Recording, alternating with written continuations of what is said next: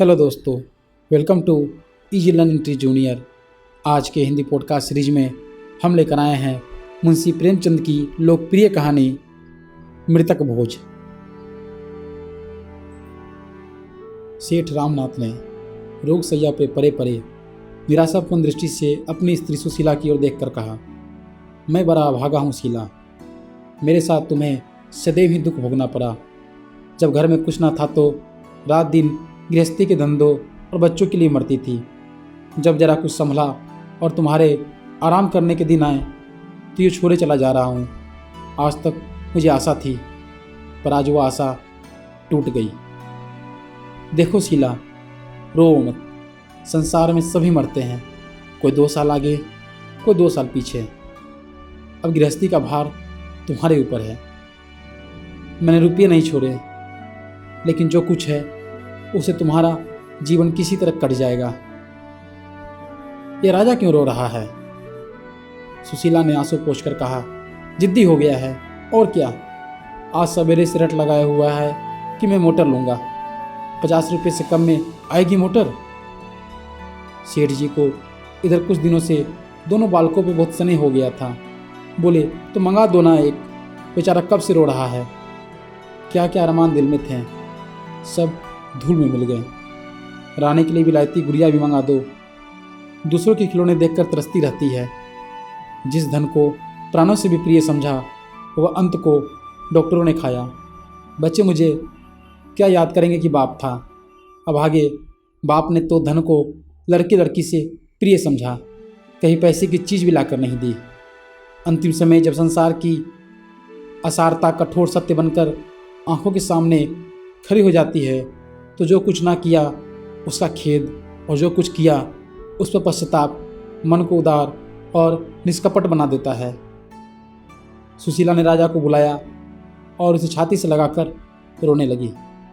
वह मातृ स्नेह जो पति की कृपणता से भीतर ही भीतर तरफ कर रह जाता था, इस समय जैसे खौल उठा। लेकिन मोटर के लिए रुपये कहाँ थे?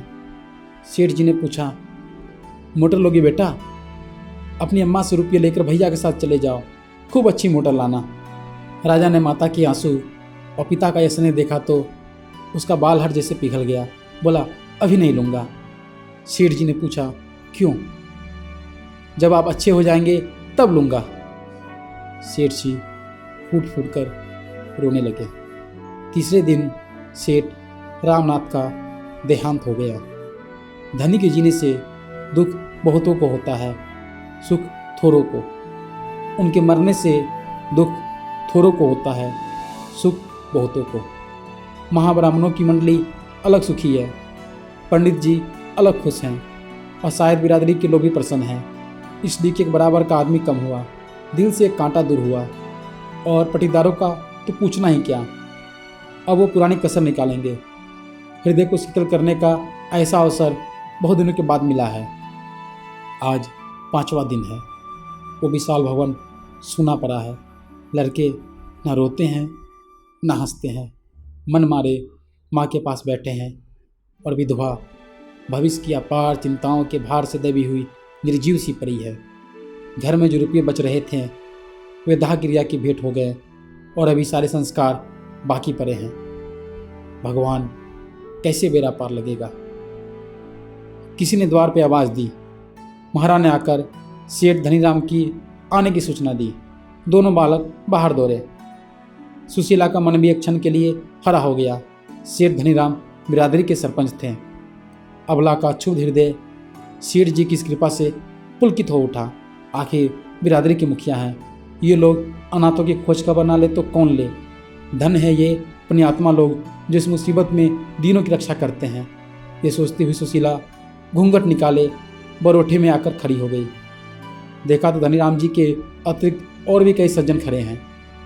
धनीराम बोले, बहू जी, भाई रामनाथ के अकाल मृत्यु से हम लोगों को जितना दुख हुआ है वो हमारा दिल ही जानता है।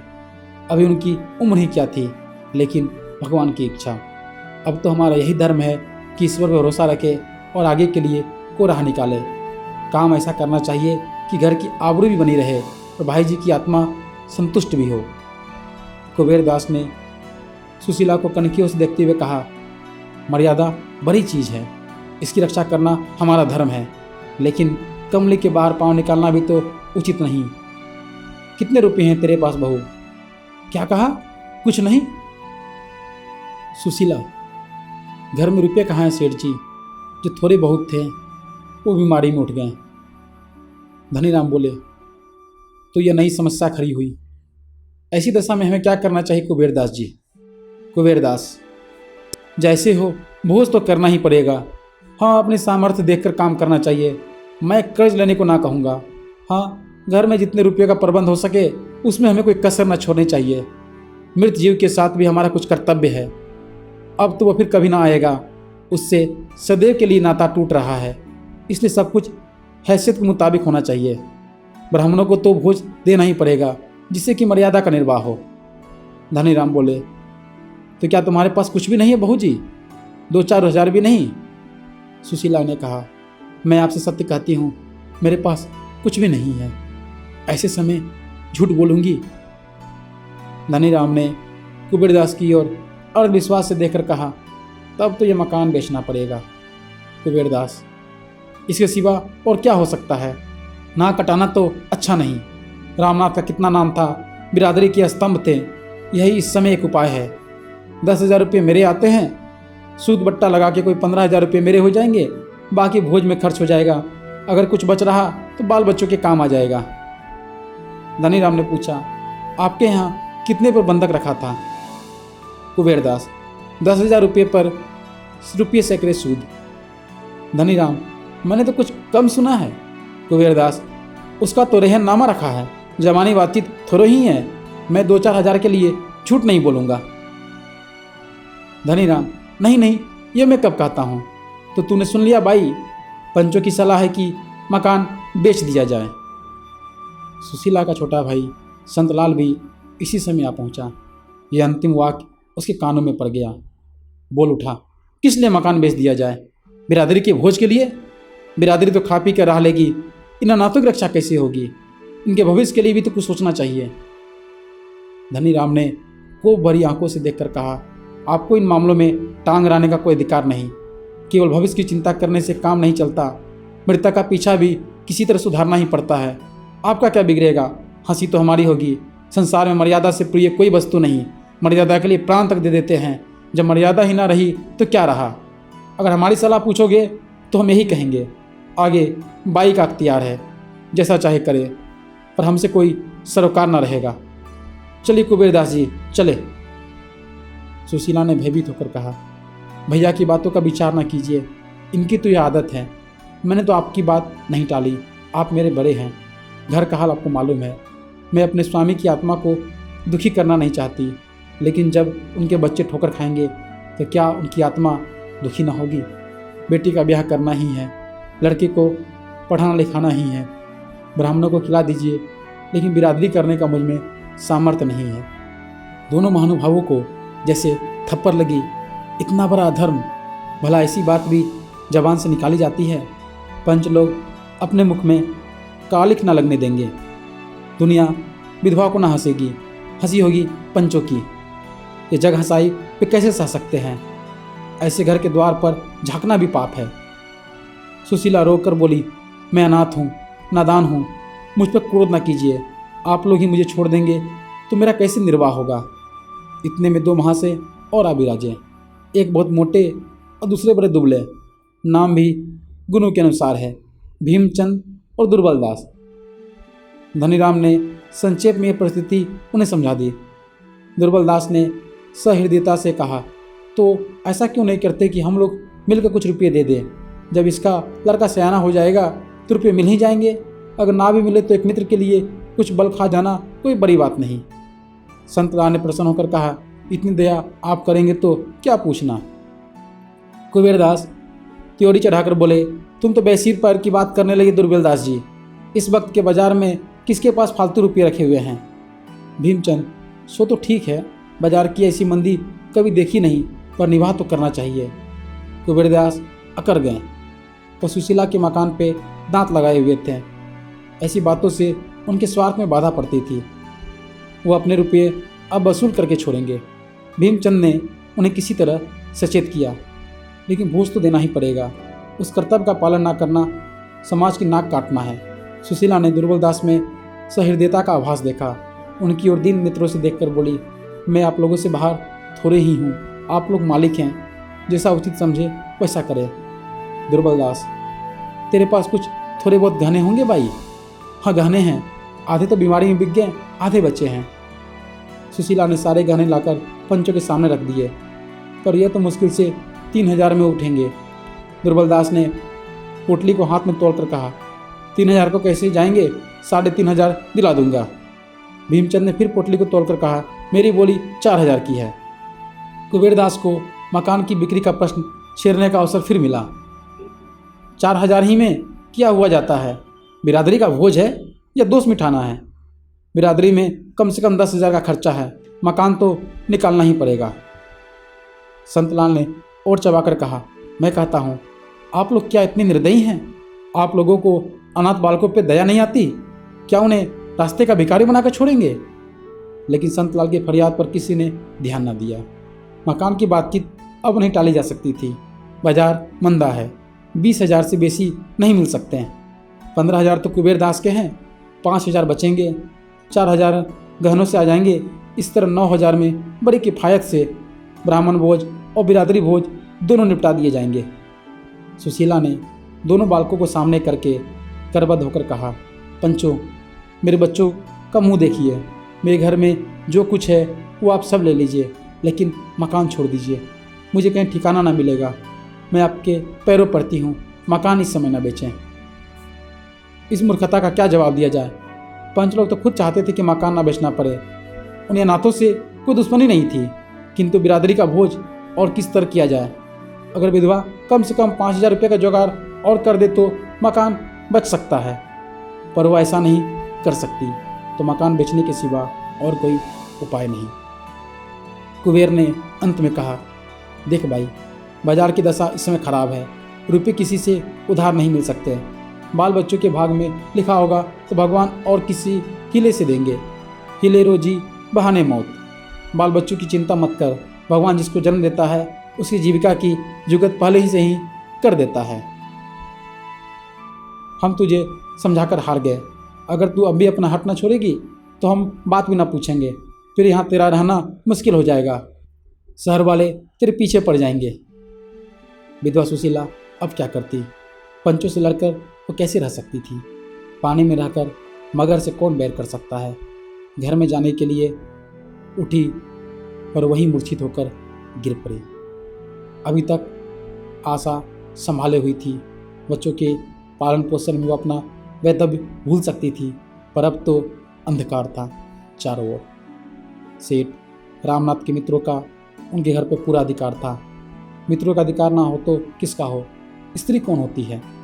जब वो इतनी मोटी सी बात नहीं समझती कि बिरादरी करना और धूमधाम से दिल खोलकर करना लाजिमी बात है, तो इससे और कुछ कहना व्यर्थ है। गहने कौन खरीदे? भीमचंद 4,000 दाम लगा चुके थे, लेकिन अब उन्हें मालूम हुआ कि उनसे भूल हुई थी। दुर्बलदास ने 3,000 लगाए थे, इसलिए सौदा इन्हीं के हाथ हुआ। इस पर दुर्बलदास और भीमचंद में तकरार भी हो गई, लेकिन भीमचंद को मुँह खानी पड़ी। न्याय दुर्बल के पक्ष में था। धनीराम ने कटाक्ष किया, देखो दुर्बलदास, माल तो ले जाते हो, पर 3,000 से बेसी का है। मैं नीति की हत्या ना होने दूंगा। कुबेरदास बोले, अजी घर में ही तो है, कहीं बाहर तो नहीं गया। एक दिन मित्रों की दावत हो जाएगी। इस पर चारों महानुभाव हंसे। इस काम से फुर्सत पाकर अब मकान का प्रश्न उठा।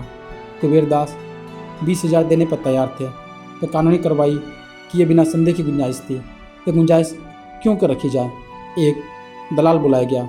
नाटा सा आदमी था, पोपला मुँह, कोई 50 की अवस्था। नाम था चोखेलाल।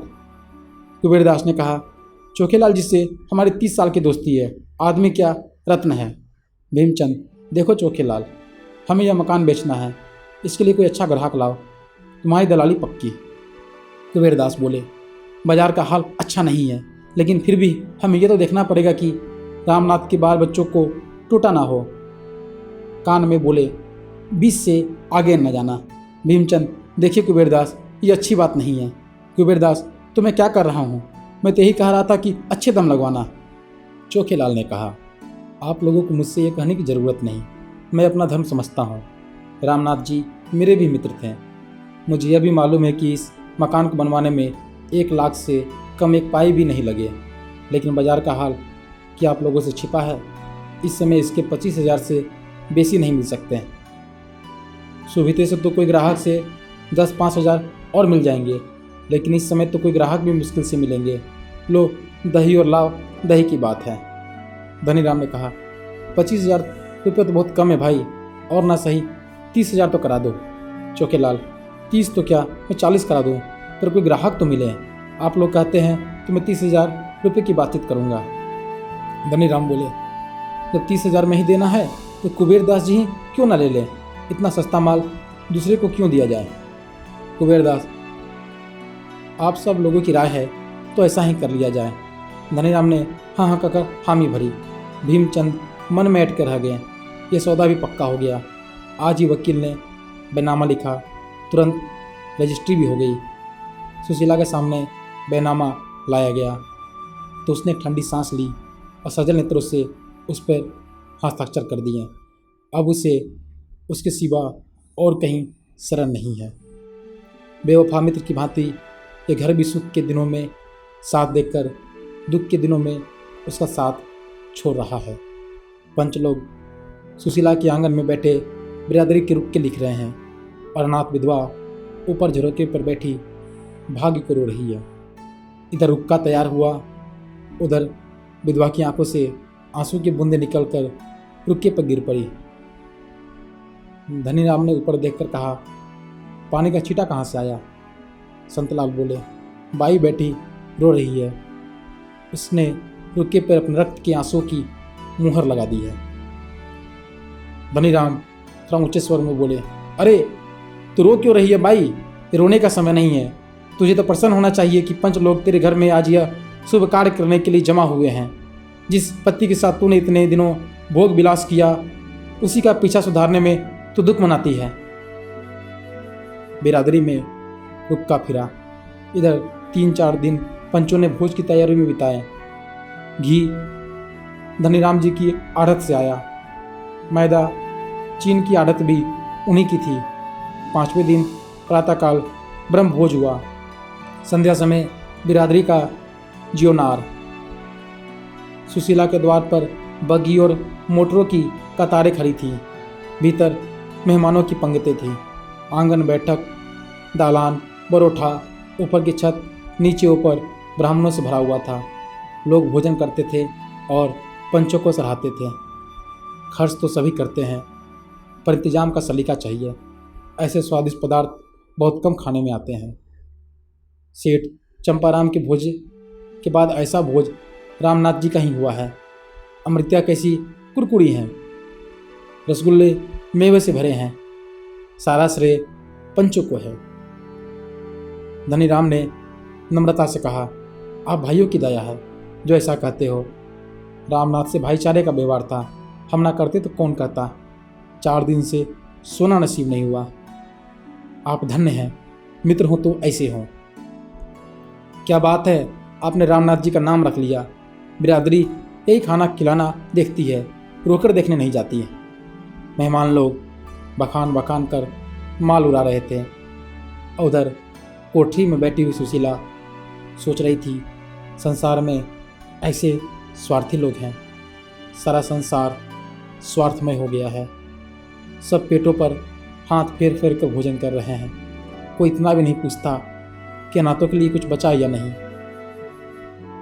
1 महीना गुजर गया। सुशीला को एक एक पैसे की तंगी हो रही थी। नगद था ही नहीं, गहने निकल ही गए थे, थोड़े से बर्तन बच रहे थे। उधर छोटे छोटे बहुत से बिल चुकाने थे, कुछ रुपये डॉक्टर के, कुछ दर्जी के, कुछ बनियों के। सुशीला को ये रकमें घर का बचा कुचा सामान बेचकर चुकानी पड़ी और महीना पूरा होते होते उसके पास कुछ न बचा। बेचारा संतलाल एक दुकान पर मुनीम था। कभी कभी वो आकर 1 रुपया दे देता। इधर खर्च का हाथ फैला हुआ था। लड़के अवस्था को समझते थे, माँ को छेड़ते न थे। पर मकान के सामने कोई खोचे वाला निकल जाता और वे दूसरे लड़कों को फल या मिठाई खाते देखते तो उनके मुंह में पानी भरकर आंखों में भर जाता था। ऐसी ललचाई हुई आंखों से ताकते थे कि दया आती। वही बच्चे जो थोड़े दिन पहले मेवे मिठाई की ओर ताकते ना थे, अब एक एक पैसे की चीज़ को तरसते थे। वही सज्जन जिन्होंने बिरादरी का भोज करवाया था, अब घर के सामने से निकल जाते पर कोई झांकता ना था। शाम हो गई। सुशीला चूल्हा जलाए रोटियां सेक रही थी और दोनों बालक चूल्हे के पास रोटियों को क्षुधित नेत्रों से देख रहे थे। चूल्हे की दूसरी एले पर दाल थी। दाल के पकने का इंतजार था। लड़की 11 साल की थी, लड़का 8 साल का। मोहन अधीर होकर बोला, अम्मा मुझे रूखी रोटियां ही दे दो, बड़ी भूख लगी है। सुशीला ने कहा, अभी दाल कच्ची है भैया। रेवती, मेरे पास एक पैसा है, मैं उसके लिए दही लिए आती हूँ। सुशीला, तूने पैसे कहाँ पाया? रेवती ने कहा, मुझे कल अपनी गुड़िया की पिटारी में मिल गया था। सुशीला ने कहा, लेकिन जल्दी आइयो। रेवती दौड़कर बाहर गई और थोड़ी देर में एक पत्ते पे जरा सा दही ले आई। माँ ने रोटी सेक कर दे दी। दही से खाने लगा। आम लड़कों की भांति वह भी स्वार्थी था। बहन से पूछा भी नहीं। सुशीला ने कड़ी आंखों से देखकर कहा, बहन को भी दे दे, अकेला ही खा जाएगा। मोहन लज्जित हो गया। उसकी आंखें डबडबा आई। रेवती बोली, नहीं अम्मा, कितना मिला ही है, तुम खाओ मोहन, तुम्हें जल्दी नींद आ जाती है। मैं तो दाल पक जाएगी तो खाऊंगी। उसी वक्त 2 आदमियों ने आवाज़ दी। रेवती ने बाहर जाकर देखा। ये सेठ कुबेरदास के आदमी थे, मकान खाली कराने आए थे। क्रोध से सुशीला की आंखें लाल हो गई। बरोठे में आकर कहा, अभी मेरे पति के पीछे हुए महीना भी नहीं हुआ, मकान खाली कराने की धुन सवार होगी। मेरे 50,000 का घर 30,000 में ले लिया, 5,000 सुध के उड़ाएं, फिर भी तस्कीन नहीं होती। कह दो मैं भी खाली नहीं करूंगी। मुनीम ने नम्रता से कहा, भाई जी, मेरा क्या अख्तियार है, मैं तो केवल संदेशिया हूँ। जब चीज़ दूसरे की हो गई तो आपको छोड़नी ही पड़ेगी, झंझट करने से क्या मतलब। सुशीला भी समझ गई, ठीक ही कहता है, गाय हत्या के बल कई दिन खेत चलेगी। नर्म होकर बोली, सेठ जी से कहो मुझे 10-5 दिन की मोहलत दे दे। लेकिन नहीं, कुछ मत कहो। क्यों 10-5 दिन के लिए किसी का एहसान लो? मेरे भाग्य में इस घर में रहना लिखा होता तो निकलता ही क्यों? मुनीम ने पूछा, तो कल सवेरे तक खाली हो जाएगा? सुशीला, हाँ हाँ कहती तो हूँ, लेकिन सवेरे तक क्यों? मैं अभी खाली किए देती हूँ। मेरे पास कौन सा बड़ा सामान है? तुम्हारे सेठ जी का रात भर का किराया मारा जाएगा। जाकर ताला वाला लाओ या लाए हो। मुनीम, ऐसी क्या जल्दी है भाई, कल सावधानी से खाली कर दीजिएगा। सुशीला, कल का झगड़ा क्यों रखूं मुनीम जी, आप जाइए, ताला लाकर डाल दीजिए। ये कहती हुई सुशीला अंदर गई। बच्चों को भोजन कराया। एक रोटी आप किसी तरह निकली। बर्तन धोए, फिर एक काम मंगवाकर उस पर अपना मुकद्दर सामान लादा। भारी हृदय से उस घर से हमेशा के लिए विदा हो गई। जिस वक्त यह घर बनवाया था, मन में कितनी उमंगें थी। इसके प्रवेश में कई हजार ब्राह्मणों का भोज हुआ था। सुशीला को इतनी दौड़ धूप करनी पड़ी थी कि वो महीने भर बीमार रही थी। इसी घर में उसके 2 लड़के मरे थे, यहीं उसका पति मरा था। मरने वालों की स्मृतियों ने उसकी एक एक ईंट को पवित्र कर दिया था। एक एक पत्थर मानो उसके हर्ष से खुशी और उसके शोक से दुखी होता था। वह घर आज उससे छूटा जा रहा है। उसने रात एक पड़ोसी के घर में काटी और दूसरे दिन 10 रुपये पर एक गली में दूसरा मकान ले लिया। इस नए कमरे में नानाथों ने 3 महीने जिस कष्ट से काटे, वो समझने वाला ही समझ सकता है। भला बेचारे संतलाल का, वो 10-5 रुपये से मदद कर दिया करता। अगर सुशीला दरिद्र घर की होती तो पिसाई करती, कपड़े सीती, किसी के घर में टहल करती। पर जिन कामों को बिरादरी नीचा समझती है, उनका सहारा कैसे लेती? नहीं तो लोग कहते कि सेठ रामनाथ की स्त्री है। उस नाम की भी तो लाज रखनी थी। समाज के चक्रव्यूह से किसी तरह तो छुटकारा नहीं होता। लड़की के 2-1 गहने बच रहे थे, वह भी बिक गए। जब रोटियां के ही लाले थे तो घर का किराया कहाँ से आता? 3 महीने बाद घर का मालिक, जो उसी बिरादरी का एक प्रतिष्ठित व्यक्ति था और जिसने मृतक भोज में खूब बड़बड़ के हाथ मारे थे, अधीर हो उठा। बेचारा कितना धैर्य रखता। 30 रुपये का मामला है, रुपये 8 आने की बात नहीं। इतनी बड़ी रकम नहीं छोड़ी जाती। आखिर एक दिन सेठ जी ने आकर लाल लाल आंखें करके कहा, अगर तू किराया नहीं दे सकती तो घर खाली कर दे। मैंने बिरादरी के नाते इतनी मुरव्वत की, अब किसी तरह काम नहीं चल सकता। सुशीला बोली, सेठ जी मेरे पास रुपये होते तो पहले आपका किराया देकर तब पानी पीती। आपने इतनी मुरव्वत की, इसके लिए मेरा सिर आपके चरणों पर है, लेकिन अभी मैं बिल्कुल खाली हाथ हूँ। ये समझ लीजिए कि एक भाई के बाल बच्चों की परवरिश कर रहे हैं, और क्या कहूँ। सेठ चल चल, इस तरह की बातें बहुत सुन चुका। बिरादरी का आदमी हूँ तो उसे चूस लो। कोई मुसलमान होता तो उसे चुपके से महीने महीने दे देती, नहीं तो उसने निकाल बाहर किया होता। मैं बिरादरी का हूँ, इसलिए मुझे किराया देने की दरकार नहीं। मुझे मांगना ही नहीं चाहिए, यही तो बिरादरी के साथ करना चाहिए। इसी समय रेवती भी आकर खड़ी हो गई। सेठ जी ने उसे सिर से पांव तक देखा और तब किसी कारण से बोले, अच्छा ये लड़की तो सयानी हो गई है, कहीं इसकी सगाई की बातचीत नहीं की। रेवती तुरंत भाग गई। सुशीला ने शब्दों में आत्मीयता की झलक पाकर पुलकित कंठ से कहा, अभी तो कहीं बातचीत नहीं हुई है सेठ जी। घर का किराया तक तो अदा नहीं कर सकती, सगाई क्या करूँगी, फिर अभी छोटी भी तो है। सेठ जी ने तुरंत शास्त्रों का आधार दिया। कन्याओं के विवाह की यही अवस्था है, धन को कभी नहीं छोड़ना चाहिए। किराए की कोई बात नहीं है, हमें क्या मालूम था कि सेठ रामनाथ के परिवार की दशा है। सुशीला, तो आपकी निगाह में कोई अच्छा घर है? यह तो आप जानते ही हैं मेरे पास लेने देने के लिए कुछ नहीं है। झाबरमल, इन सेठ जी का यही नाम था। झाबरमल जी ने कहा, लेने देने का कोई झगड़ा नहीं होगा भाई जी। ऐसा घर है कि लड़की आजीवन सुखी रहेगी, लड़का भी उसके साथ रह सकता है। कुल का सच्चा हर तरह से संपन्न परिवार है। हाँ, वह दुहाजू है। सुशीला, उम्र अच्छी होनी चाहिए, दुहाजू होने से क्या होता है। झाबरमल, उम्र भी कुछ ज़्यादा नहीं, अभी 40वां ही साल है उसका, पर देखने में अच्छा हष्ट पुष्ट है। मर्द की उम्र उसका भोजन है, बस यही समझ लो कि परिवार का उद्धार हो जाएगा। सुशीला ने अनिच्छा के भाव से कहा, अच्छा मैं सोच कर जवाब दूंगी, एक बार मुझे दिखा देना।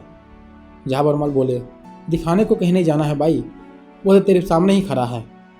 सुशीला ने घृणापूर्ण नेत्रों से उसकी ओर देखा।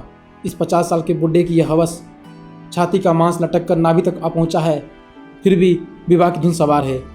यह दुष्ट समझता है कि प्रलोभनों में पड़कर मैं अपनी लड़की उसे गले में बांध दूंगी। वो अपनी बेटी को आजीवन कुंवारी रखेगी, पर ऐसे मृतक से विवाह करके उसका जीवन नष्ट न करेगी। पर उसने अपने क्रोध को शांत किया। समय का फेर है, नहीं तो ऐसों को उससे ऐसा प्रस्ताव करने का साहस क्यों होता। बोली, आपकी इस कृपा के लिए आपको धन्यवाद देती हूँ सेठ जी, पर मैं कन्या का विवाह आपसे नहीं कर सकती। झाबरमल, तो और क्या तू समझती है कि तेरी कन्या के लिए बिरादरी में कोई कुमार मिल जाएगा? सुशीला, मेरी लड़की कुंवारी रहेगी। झाबरमल, और रामनाथ जी के नाम को कलंकित करेगी? सुशीला, तुम्हें मुझसे ऐसी बात करते लाज नहीं आती? नाम के लिए घर खोया, संपत्ति खोई, पर कन्या कुएं में नहीं डुबा सकती। झाबरमल, तो मेरा किराया दे दे। सुशीला, अभी मेरे पास रुपये नहीं है। झाबरमल ने भीतर घुसकर गृहस्थी की एक एक वस्तु निकालकर गली में फेंक दी। घड़ा फूट गया, मटके टूट गए, संदूक के कपड़े बिखर गए। सुशीला तटस्थ खड़ी अपनी अधीन की यह क्रूर कीड़ा देखती रही। घर का यह विध्वंस करके झाबरमल ने घर में ताला डाल दिया और अदालत से रुपये वसूल करने की धमकी देकर चले गए। बड़ों के पास धन होता है, छोटों के पास हृदय होता है। धन से बड़े बड़े व्यापार होते हैं, बड़े बड़े महल बनते हैं, नौकर चाकर होते हैं, सवारी शिकारी होती है। हृदय से संवेदना होती है, आंसू निकलते हैं। उसी मकान से मिली हुई एक साग भाजी बेचने वाली खटकिन की दुकान थी। वृद्धा विधवा निपुती स्त्री थी। बाहर से आग, भीतर से पानी। झाबरमल को सैकड़ों सुनाई और सुशीला की एक एक चीज़ उठाकर अपने घर में ले गई। मेरे घर में रहो बहू, मुरवत में आ गई, नहीं तो उसकी मुँची उखाड़ लेती। मौत सिर पर नाच रही है, आगे नाच ना पीछे पगहा। अधन के पीछे मरा जाता है, जाने छाती पर लात ले जाएगा। तुम चलो मेरे घर में रहो, मेरे यहाँ किसी बात का खटका नहीं है, बस मैं अकेली हूँ, एक टुकड़ा मुझे भी दे देना। सुशीला ने डरते डरते कहा, माता मेरे पास शेर भर आटे के सिवा और कुछ नहीं है, मैं तुम्हें किराया कहाँ से दूंगी। बुढ़िया ने कहा, मैं झाबरमल नहीं हूँ बहू, ना कुबेरदास हूँ। मैं तो समझती हूँ जिंदगी में सुख भी है दुख भी है। सुख में इतराओ मत, दुख में घबराओ मत। तुम्ही से 4 पैसा कमाकर अपना पेट पालती हूँ। तुम्हें उस दिन भी देखा था जब तुम महल में रहती थी, और आज भी देख रही हूँ जब तुम अनाथ हो। जो मिजाज तब था वही अब है। मेरे धन्य भाग कि तुम मेरे घर में आओ। मेरी आंखें फूटी है जो तुमसे किराया मांगने जाऊंगी। इन सांत्वना से भरे हुए सरल शब्दों ने सुशीला के हृदय का बोझ हल्का कर दिया। उसने देखा सच्ची सजनता भी दरिद्रों और नीचों के ही पास रहती है। बड़ों की दया भी होती है अहंकार का दूसरा रूप। इस खटकिन के साथ रहते हुए सुशीला को 6 महीने हो गए थे। सुशीला का उससे दिन दिन स्नेह बढ़ता जाता था। वो जो कुछ पाती लाकर सुशीला के हाथ में रख देती। दोनों बालक उसकी 2 आंखें थी। मजाल ना था कि पड़ोसा कोई आदमी उन्हें करीन आंखों से देख ले। बुढ़िया दुनिया सिर पे उठा लेती। संतलाल हर महीने कुछ न कुछ दे दिया करता था। इसे रोटी दाल चली जाती थी। कार्तिक का महीना था, ज्वर का प्रकोप हो रहा था। मोहन एक दिन खेलता कूदता बीमार पड़ गया और 3 दिन तक अचेत पड़ा रहा। ज्वर इतने जोर का था कि पास खड़े रहने से भी लपट सी निकलती थी। बुढ़िया ओझे सयानों के पास दौड़ती फिरती थी, पर ज्वर उतरने का नाम न लेता था। सुशीला को भय हो रहा था कि टाइफाइड है, इससे उसके प्राण सूख रहे थे। चौथे दिन उसने रेवती से कहा, बेटी तूने बड़े पंच जी का घर तो देखा है, जाकर उनसे कहा भैया बीमार है, वो डॉक्टर भेज दें। रेवती को कहने भर की देर थी। दौड़ती हुई सेठ कुबेरदास के पास गई। कुबेरदास बोले, डॉक्टर की फीस 16 रुपये है, तेरी माँ दे देगी। रेवती ने निराश होकर कहा, अम्मा के पास रुपये कहाँ हैं। कुबेरदास बोले, तो फिर किस मुँह से मेरे डॉक्टर को बुलाती है, तेरा मामा कहाँ है। उनसे जाकर कहा सेवा समिति से कोई डॉक्टर बुला ले जाए, नहीं तो खैराती अस्पताल में क्यों नहीं लड़के को ले जाती। या अभी वही पुरानी बूझ समाई हुई है, कैसी मूर्ख स्त्री है, घर में टका नहीं और डॉक्टर का हुक्म लगा दिया। समझती होगी फीस पंच जी दे देंगे। पंच जी क्यों फीस दें, बिरादरी का धर्म कार्य के लिए है, ये उड़ाने के लिए नहीं है। रेवती माँ के पास लौटी तो जो कुछ सुना था और उससे ना कह सकी। घाव पर नमक क्यों छिड़के, बहाना कर दिया, बड़े पंच जी कहीं गए हैं। सुशीला तो मुनीम से क्यों नहीं कह देती, यहाँ क्या कोई मिठाई खाया जाता था, जो दौड़ी चली आई। इसी वक्त संतलाल एक वैद्य जी को लेकर आ पहुँचे। वैद्य भी एक दिन आकर दूसरे दिन ना लौटा। सेवा समिति के डॉक्टर भी 2 दिन बड़ी मिन्नतों से आए, फिर उन्हें भी अवकाश ना रहा और मोहन की दशा दिनों दिन बिगड़ती जाती थी। मोहन बीत गया, पर ज्वर ऐसा चढ़ा कि एक क्षण के लिए भी ना उतरा। उसका चेहरा इतना सूख गया कि देख कर दया आती थी। ना कुछ बोलता ना कहता, यहाँ तक कि करवट भी ना बदल सकता था। परे परे देह की खाल फट गई, सिर के बाल गिर गए, हाथ पांव लकड़ी हो गए। संतलाल काम से छुट्टी पाता था तो आ जाता, पर इसे क्या होता, तीमारदारी दवा तो नहीं है। एक दिन संध्या समय उसके हाथ ठंडे हो गए। माता के प्राण पहले से ही सूखे हुए थे। ये हाल देखकर रोने पिटने लगी। मिन्नतें तो बहुतेरी हो चुकी थी। रोती हुई मोहन की खाट के साथ फेरे करके हाथ बांधकर बोली, भगवान यही मेरे जन्म की कमाई है। अपना सर्वस्व खोकर भी मैं बालक को छाती से लगाए हुए संतुष्ट थी, लेकिन ये चोट ना सही जाएगी। तुम इसे अच्छा कर दो, इसके बदले मुझे उठा लो। बस मैं यही दया चाहती हूँ, दया में। संसार के रहस्य को कौन समझ सकता है। क्या हम में से बहुतों को यह अनुभव नहीं कि जिस दिन हमने बेईमानी करके कुछ रकम उड़ाई, उसी दिन उस रकम का दुगना नुकसान हो गया। सुशीला को उसी रात को ज्वर आ गया और उसी दिन मोहन का ज्वर उतर गया। बच्चे की सेवा, ससुसा, मैं तो आधी तो यूं ही रह गई थी। इस बीमारी ने ऐसा पकड़ा कि फिर न छोड़ा। मालूम नहीं देवता बैठे सुन रहे थे क्या। उसकी याचना अक्षरश पूरी हुई। 15वें दिन मोहन चारपाई से उठकर माँ के पास आया और उसकी छाती से सिर रखकर रोने लगा। माता ने उसके गले में बाहें डालकर उसे छाती से लगा लिया। वो बोली, क्यों रोते हो बेटा, मैं अच्छी हो जाऊंगी। अब मुझे क्या चिंता, भगवान पालने वाले हैं, वही तुम्हारे रक्षक हैं, वही तुम्हारे पिता हैं। अब मैं सब तरफ से निश्चिंत हूँ, जल्द अच्छी हो जाऊंगी। मोहन बोला, जिया तो कहती है कि अम्मा अब ना अच्छी होगी। सुशीला ने बालक का चुंबन लेकर कहा, जिया पगली है, उसे कहने दो, मैं तुम्हें छोड़कर कहीं ना जाऊंगी, मैं सदा तुम्हारे साथ रहूंगी। हाँ, जिस दिन तुम कोई अपराध करोगे, किसी की कोई चीज़ उठा लोगे, उसी दिन मैं मर जाऊंगी। मोहन ने प्रसन्न होकर कहा, तो तुम मेरे पास से कभी नहीं जाओगी माँ? सुशीला ने कहा, कभी नहीं बेटा, कभी नहीं।